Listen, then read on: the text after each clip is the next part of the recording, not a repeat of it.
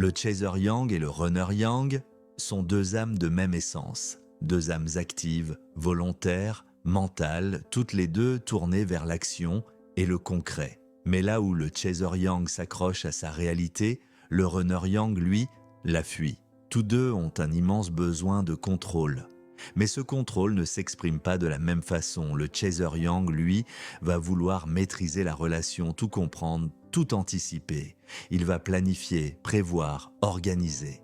C'est celui qui a besoin de savoir où il va, qui pense en termes de nous, de projets, d'avenir. Il veut construire, solidifier, ancrer. Il dit souvent, si on communique, on peut arranger les choses. Il faut qu'on parle.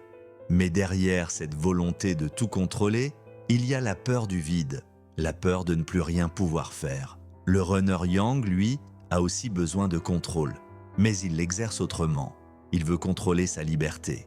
Il refuse d'être enfermé dans une direction, dans un destin qu'il n'a pas choisi.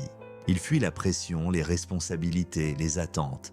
Et souvent, pour éviter de faire face à sa réalité, il s'échappe dans ses addictions, le travail à outrance, les sorties, le sexe, l'alcool ou même le besoin de toujours bouger. Le chaser yang veut tout comprendre. Le runner yang, lui, ne veut rien comprendre. Parce que comprendre, ça voudrait dire devoir affronter. Et affronter, pour lui, c'est perdre le contrôle. Mais au fond, les deux partagent la même peur, la peur du « il n'y a pas le choix ». Le chaser yang ne supporte pas l'idée de ne pas pouvoir agir. Le runner yang ne supporte pas l'idée d'être obligé d'aimer. Alors l'un s'agrippe au lien et l'autre s'enfuit. Leur blessure commune, c'est celle de l'abandon.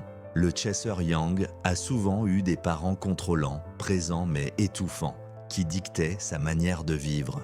Alors, adulte, il cherche à maîtriser sa vie pour ne plus jamais se sentir impuissant. Le runner yang, lui, a connu des parents absents, détachés, instables ou simplement trop occupés.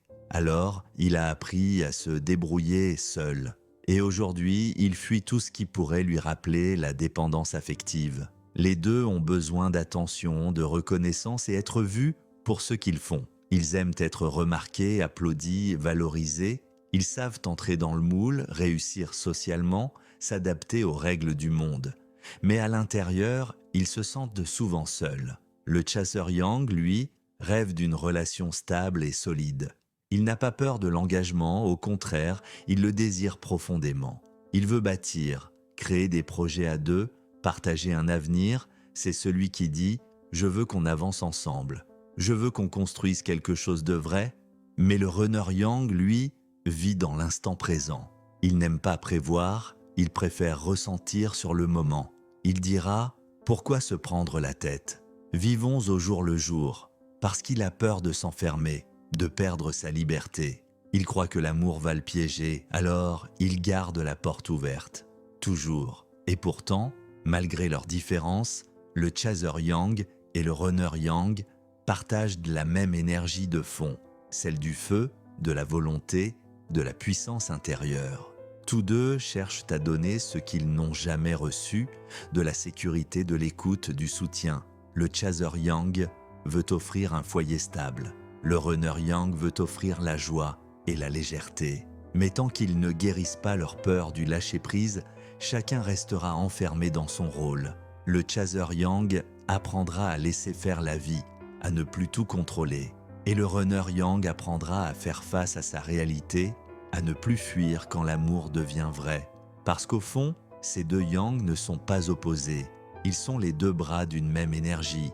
L'un construit, l'autre explore. Et tous deux finiront par se retrouver au centre.